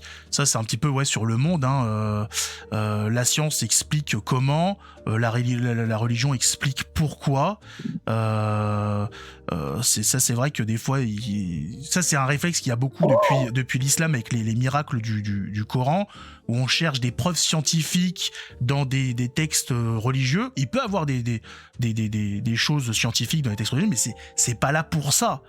On a des textes bibliques. La Bible, elle est là pour nous expliquer le pourquoi. Pourquoi nous sommes là? Pourquoi nous vivons? Pourquoi il se passe ce qui se passe? C'est pas le comment, c'est pas intéressant. Dieu ne va pas perdre son temps, surtout pour avoir quelque chose qui tient dans le temps.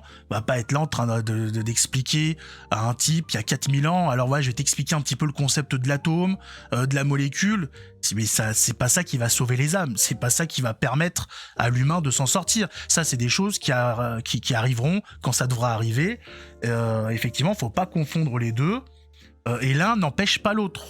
Certains aimeraient nous faire croire que la religion, en tout cas chrétienne, aurait empêché l'effervescence,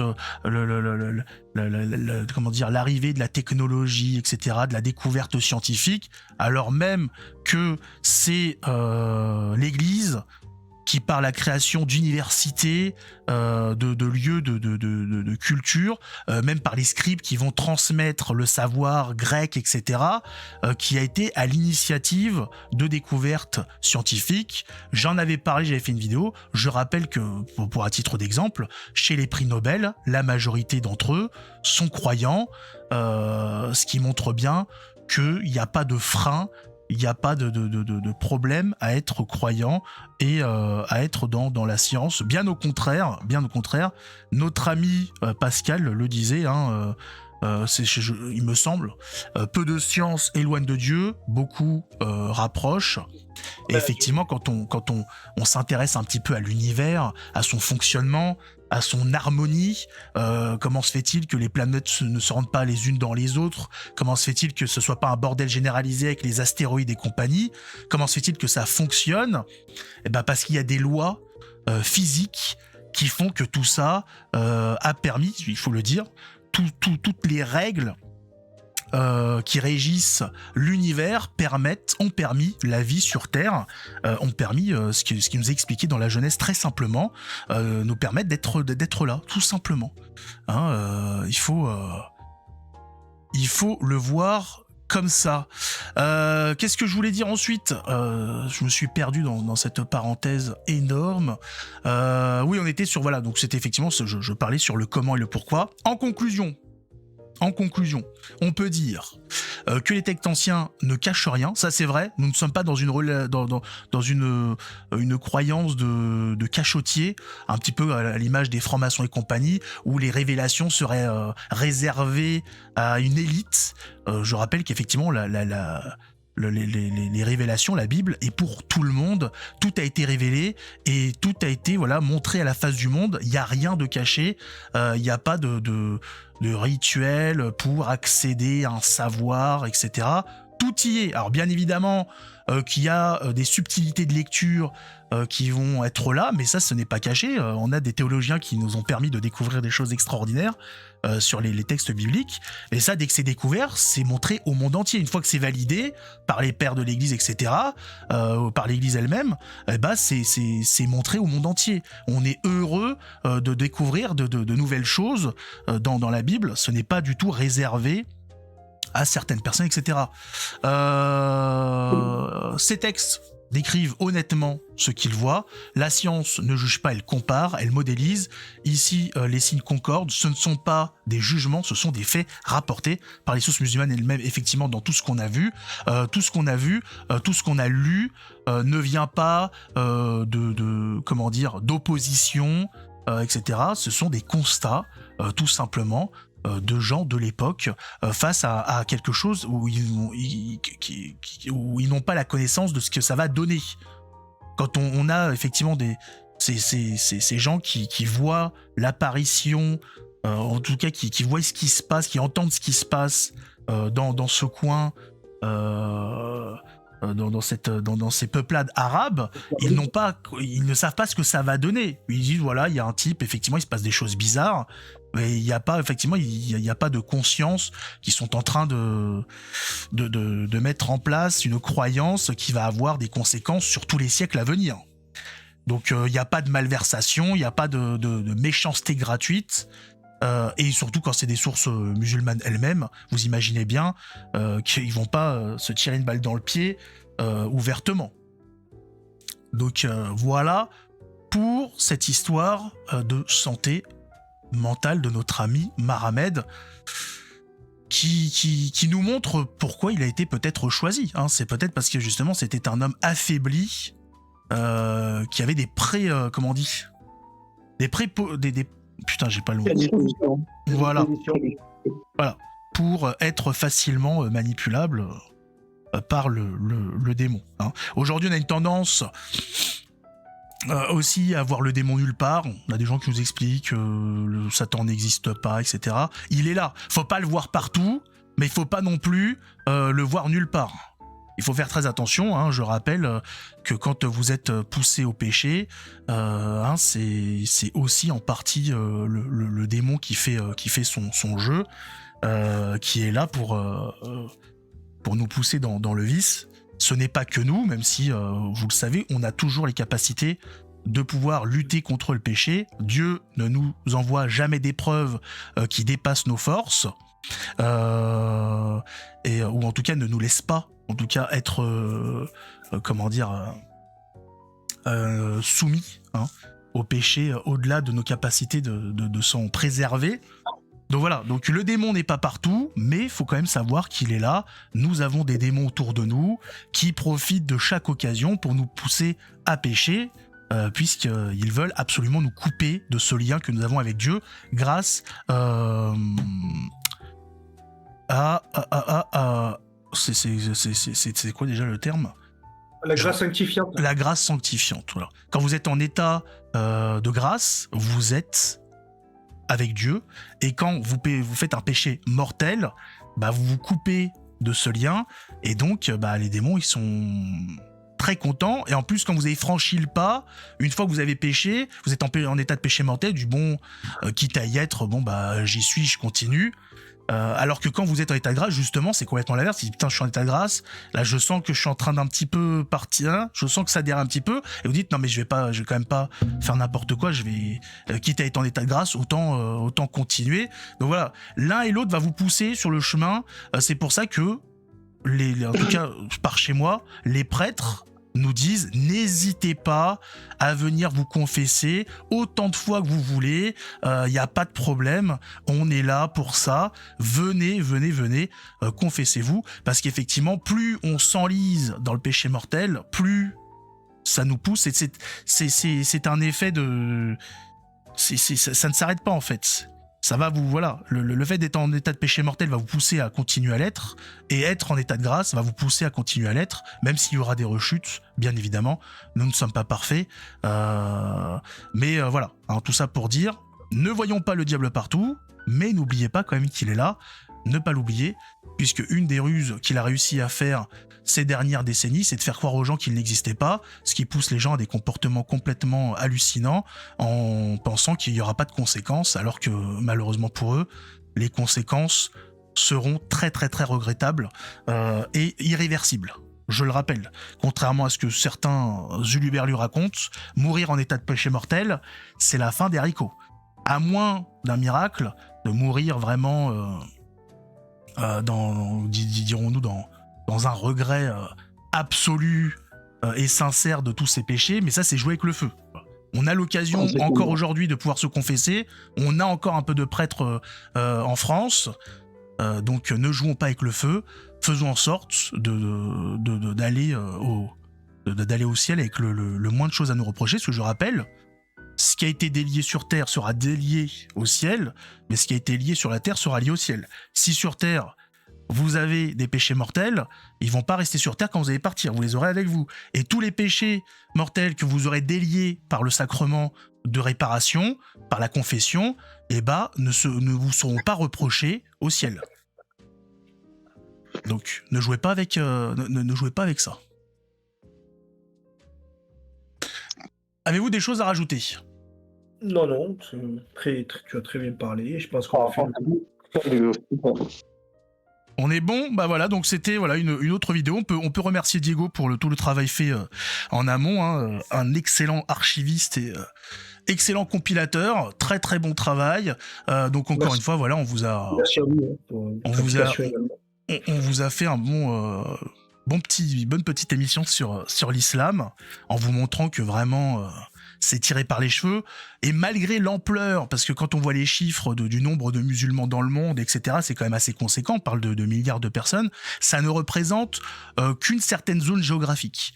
L'expansion musulmane dans le monde est très très très restreinte. La zone géographique concernée concerne vraiment des peuplades qui se ressemblent plus ou moins. Ça ne prend pas vraiment dans les pays occidentaux ou en Amérique du Sud, etc. Parce que ça se voit, c'est grossier. C'est vraiment pas les esprits les plus faibles, mais dirons-nous les gens qui n'ont pas les capacités de se rendre compte de la chose ou qui se font tromper. Parce qu'il y en a beaucoup qui se font tromper aussi. On leur promet une religion de paix et d'amour sans leur expliquer tout ce qu'il y a en fait derrière. Mais voilà, les gens de tous les jours, aujourd'hui on le voit, hein, il y a une répulsion des gens à l'encontre de l'islam, alors qu'on ne vit même pas en territoire musulman. On a vu quelques bribes par rapport aux faits divers, etc. de l'islam, et ça a vacciné les gens très très très rapidement. Et ça a même une conséquence très intéressante pour nous, c'est la conversion des gens au christianisme. On a même dernièrement, c'était chez Christelle Kelly, je sais plus comment elle s'appelle, la femme de cette chroniqueuse chez CNews, présentatrice, qui avait fait une émission sur des retours sur une énorme conversion des musulmans au christianisme. Alors je sais pas si c'est exactement le catholicisme ou pas, mais on a énormément de musulmans, soit qui apostasient, soit qui se convertissent au christianisme, parce que c'est la suite logique en fait, hein.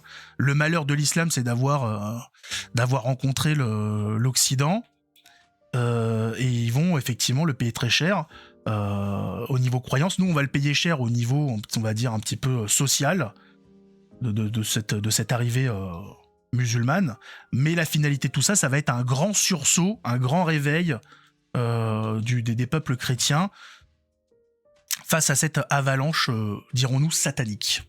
Sur ce, on se donne rendez-vous la prochaine fois. Merci les gars pour cette excellente émission. Et puis, si vous avez des questions, laissez des commentaires, n'hésitez pas. On verra ce qu'on peut faire là-dessus. Mais normalement, voilà. Hein, on a été assez clair quand même. Hein, assez. Après, si vous avez des choses intéressantes à évoquer sur l'islam ou sur Mohamed, donnez-nous des idées, pourquoi pas, si on a loupé des choses, même si on a des choses de côté, hein, on n'a pas encore tout évoqué. Ah oui, il y a de quoi faire. Hein, il y a de quoi faire, voilà. On va le prendre sous tous les angles, ce beau vieux mois. On va s'occuper de tout ça. Et les autres y auront droit aussi, hein, on verra pour tout ce qui est protestantisme, judaïsme et compagnie. Chacun son tour, hein, vous inquiétez pas, on s'occupe de toutes les hérésies, et de toutes ces croyances farfelues.